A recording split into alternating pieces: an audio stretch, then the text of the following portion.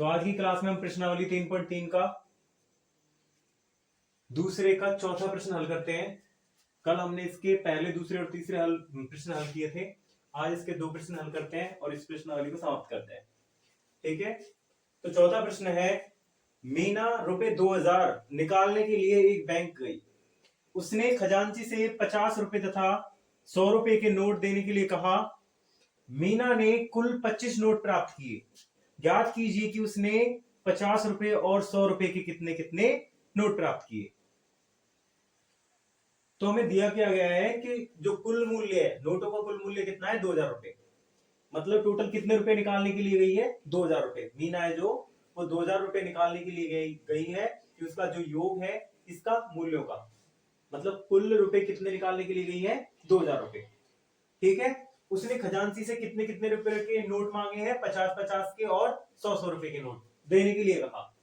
और मीना ने कुल कितने नोट प्राप्त किए हैं, 25 नोट। हमें नोटों की संख्या भी दी गई है कि कितने नोट प्राप्त किए, उसने 25 नोट प्राप्त किए। ज्ञात कीजिए कि उसने 50 रुपए तथा 100 रुपए के कितने कितने नोट प्राप्त किए।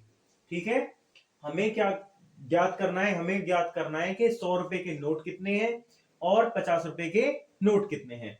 तो मान लेते हैं इसमें, माना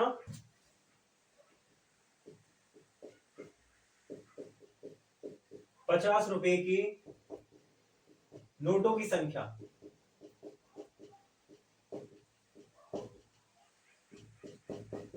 क्या है, x है, तथा 100 रुपए की नोटों की संख्या क्या है, y है। ठीक है, तो हमको एक क्या दिया है कि भाई जो कुल नोट है वो कितने हैं, 25। तो पहली शर्त तो ये होगी कि जो दोनों का योग है, नोटों की संख्याओं का योग।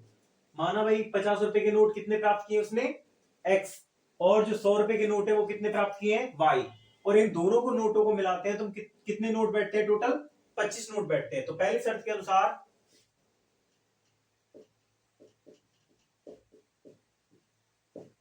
जो टोटल नोट है कितने दिए हमें, 25। ठीक है, और हमने 50 रुपए के नोट कितने माने, x, और 100 रुपए के नोट कितने माने हैं, y। तो इन दोनों का योग कितना होगा, 25 होगा। x प्लस वाई बराबर 25, और ये समीकरण नंबर बन जाएगा 1। ठीक है, क्योंकि हमें 50 रुपए के कितने नोट माने हमने, x, और 100 रुपए के नोट माने y। ठीक है, और टोटल नोट दिए हमको 25। तो पहली शर्त के अनुसार क्या हो जाएगा, x प्लस वाई बराबर 25। अब दूसरी बात क्या है कि भाई जो 50 रुपए के नोट है उनका मूल्य 50 ही होगा, और 100 रुपए के नोट है उनका मूल्य 100 ही होगा। ठीक है, कैसे करते हैं, जैसे मान के चलो, निकालते कैसे हैं, कुल मूल्य दिया है हमको 2000 रुपए। टोटल जो रुपए निकालने के लिए गई है जो मीना, वो कितने रुपए निकालने के लिए गई है, 2000 रुपए। ठीक है, तो हमको करना क्या है कि 50 रुपए के जो नोटों का मूल्य होगा वो कितना होगा, 50x। ऐसा क्यों, क्योंकि मान के चल जो हमने नोटों की जो संख्या मानी है 50 रुपए की, वो कितनी मानी है, x। जैसे कोई चीज खरीदते हैं आप मान के चलो किसी दुकान से कोई सामान खरीदते हैं या बिस्कुट का पैकेट खरीदते हैं, क्या खरीदते हैं, बिस्कुट। अगर मान के चलो क्या होता है कि आपको पता नहीं है कि बिस्कुट कितने हैं। ठीक है, हम मान लेते हैं बिस्कुटों की जो संख्या है वो कितनी है, x। और आपको पता है कि बिस्कुट का जो मूल्य है, मतलब एक बिस्कुट का जो मूल्य है वो कितना है, 5 रुपए है। अगर आपको ये पता चल जाए कि x का मान आया है 7, तो टोटल मूल्य कितना होगा भाई, एक बिस्कुट जब 5 रुपए का है तो 7 बिस्कुट कितने के होंगे, 35 रुपए के।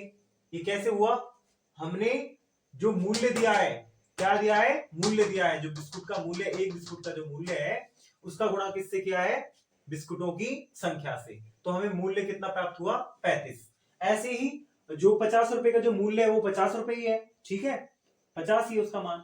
तो हमने जो 50 रुपए के जो नोटों की संख्या मानी है वो कितनी मानी है, x। तो 50 रुपए के नोटों का मूल्य कितना हो जाएगा, 50x। तो दूसरी शर्त के अनुसार क्या होगा,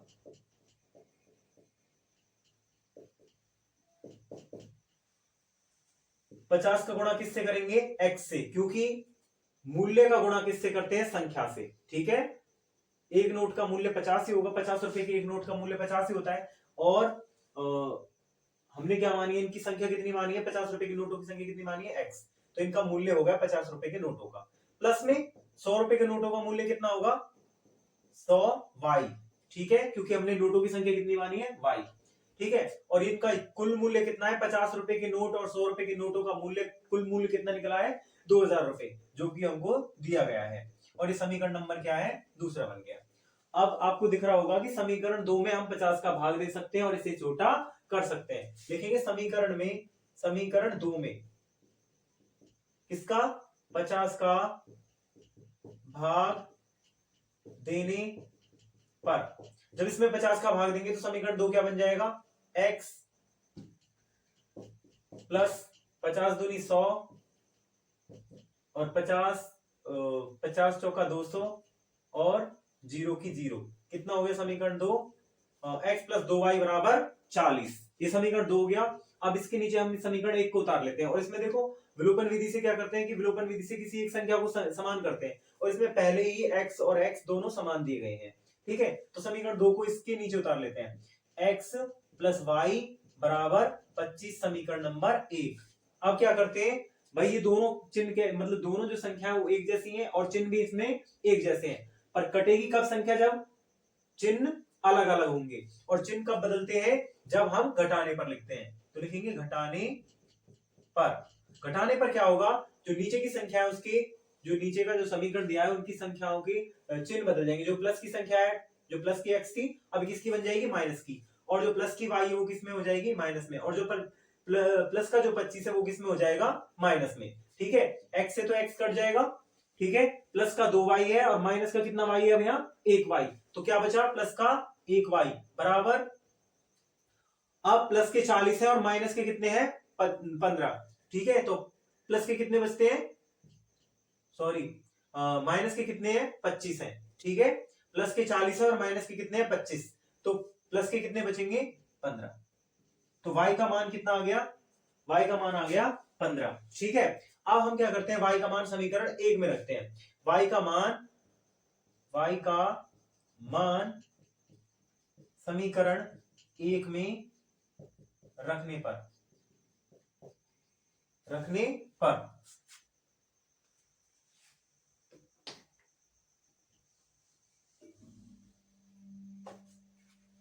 तो y का मान कितना मिला है, 15। ठीक है, तो समीकरण 1 में क्या रखते हैं, y का मान x प्लस y की जगह पे कितना रखेंगे, 15 बराबर 25।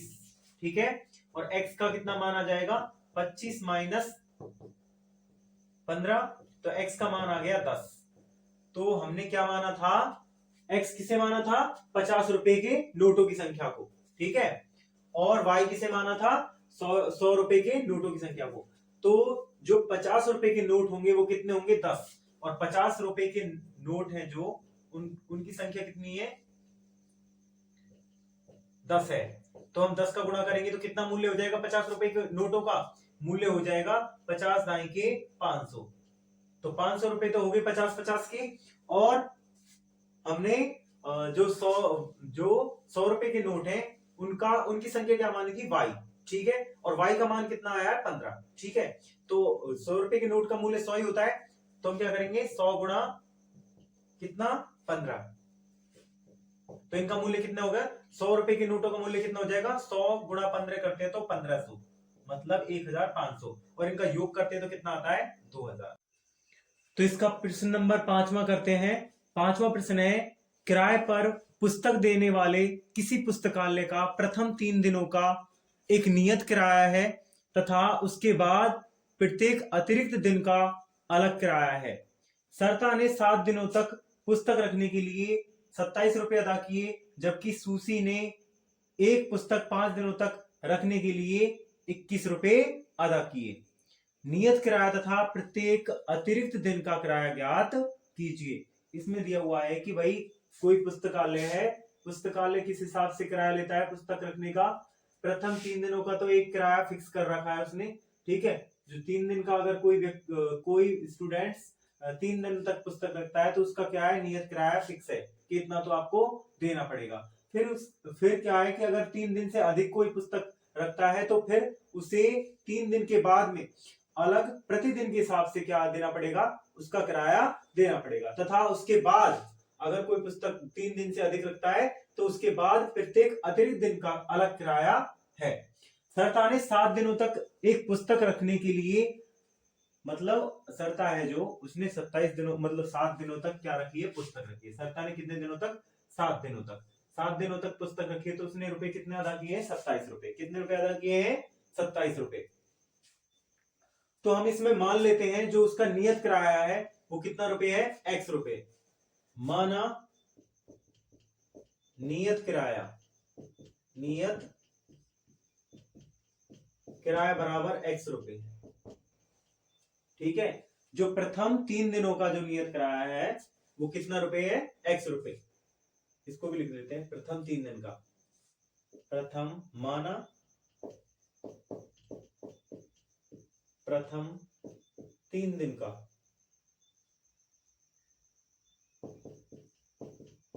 3 दिन का नियत किराया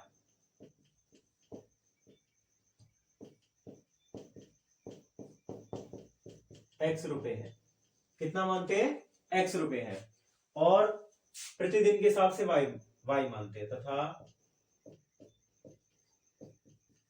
प्रति दिन का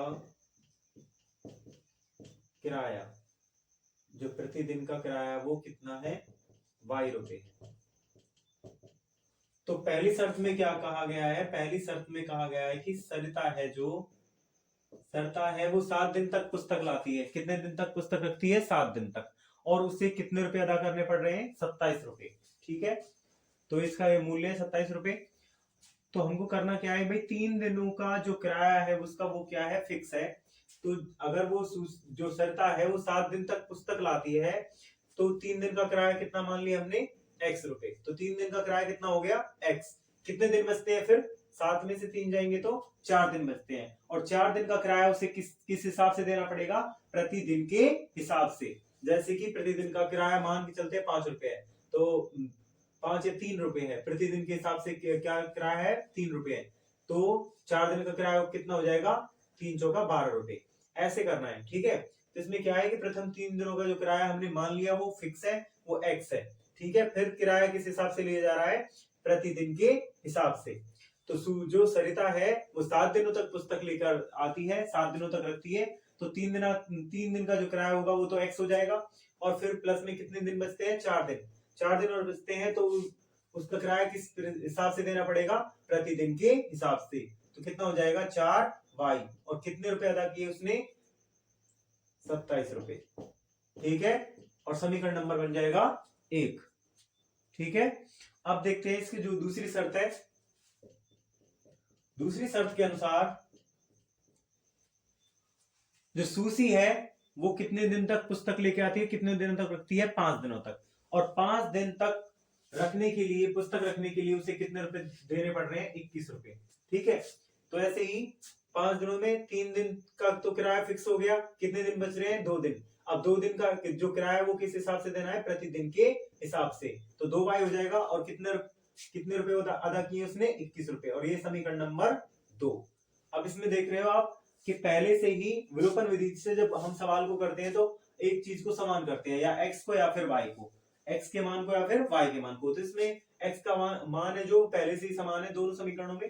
तो हम क्या करते हैं, अगर इसे काटना है तो हम क्या करेंगे, इसमें चिन्हों को बदलेंगे। तो चिन्ह कब बदलते हैं, समीकरण के जो मान है इनके चिन्ह कब बदलते हैं, घटाने पर। घटाने पर क्या होगा, ये माइनस का हो जाएगा जो प्लस का है, और जो प्लस का ये भी माइनस का हो जाएगा, और ये भी माइनस का हो जाएगा, और ये आपस में x x कट जाएंगे। माइनस का कितना y है, 2y। प्लस का कितना y है, 4y। जब 4y में से 2y चला जाएगा तो कितना बचेगा, 2y। किसका, प्लस का। और जब 27 माइनस 21 होगा तो कितना होगा, 6 बचेगा। और y बराबर कितना आ जाएगा, 6/2। और y का मान कितना आ गया, y का मान आ गया 3। जो प्रतिदिन के हिसाब से जो किराया वो कितने रुपए है, 3 रुपए। अब y का मान हम समीकरण 1 में रख लेते हैं। y का मान समीकरण 1 में रखने पर, y का मान समीकरण 1 में रखने पर, समीकरण 1 है x प्लस 4y बराबर 27, ठीक है। तो x का तो x प्लस 4 गुणा y की जगह पे क्या रखना है, y का मान 3 बराबर 27, और x बराबर कितना आ जाएगा 27, पहले देख लेते हैं, x का x प्लस 4 किया कितने होते हैं 12 बराबर 27, और x बराबर कितना हो जाएगा 27, जब प्लस का 12 इधर की तरफ जाएगा तो माइनस का 12 हो जाएगा, ठीक है। तो x का मान कितना आ गया 27 माइनस 12, घटाते हैं 7 माइनस 2 कितना बचता है 5, और 2 माइनस 1, तो x का मान कितना है 15, ठीक है। तो उसका जो प्रथम 3 दिन का किराया है वो कितना रुपए है 15 रुपए, और जो प्रतिदिन के हिसाब से किराया कितना रुपए है 22 रुपए, मतलब y नहीं 3 रुपए है, ठीक है। तो जो सरिता थी वो कितने दिन तक पुस्तक लेके आई थी 7 दिन तक, तो प्रथम 3 दिन का किराया कितना हो गया 15 रुपए, क्योंकि जो हमने x माना था प्रथम 3 दिनों का। अब बचे उसके कितने दिन, 4 दिन बचते हैं, तो 4 दिन का जो किराया होगा वो किस हिसाब से लिया जाएगा प्रतिदिन के हिसाब से, और प्रतिदिन का जो किराया है वो कितना है 3 रुपए, तो 4 किया 12 प्लस में इसमें क्या करते हैं 12, तो कितने होते हैं 27 रुपए, ठीक है। और ऐसे ही जो दूसरी है सरिता, सूसी है, जो सूसी ने कितने दिन तक पुस्तक रखी है 5 दिन तक, तो 3 दिन का किराया कितना हो जाएगा उसका 15 रुपए, क्योंकि प्रथम 3 दिनों का किराया नियत था, ठीक है 15 रुपए, और प्लस में 2 दिन बचते हैं, तो 2 दिन का जो किराया वो किस हिसाब से लिया जाएगा प्रतिदिन के हिसाब से, प्रतिदिन के हिसाब से किराया कितना 3 रुपए, ठीक है। तो कितना हो जाएगा 15 प्लस 3 दूनी 6 बराबर 21 रुपए, ठीक है। तो इसमें हमें क्या बताना था, प्रतिदिन के हिसाब से किराया कितना है और नियत किराया कितना है। तो प्रथम 3 दिनों का जो नियत किराया है वो नियत किराया कितना है, नियत किराया प्रथम 3 दिनों का जो नियत किराया है वो कितना है 15 रुपए, और जो प्रतिदिन के हिसाब से किराया, जो प्रतिदिन का किराया कितना है 3 रुपए है, एक दिन का किराया मतलब 3 रुपए है। तो आज की क्लास में बस इतना ही, कल हम इसका चौथा, मतलब इसका नहीं, चौथा प्रश्न, जो चौथा तुम्हारा चैप्टर है उसको चालू करेंगे।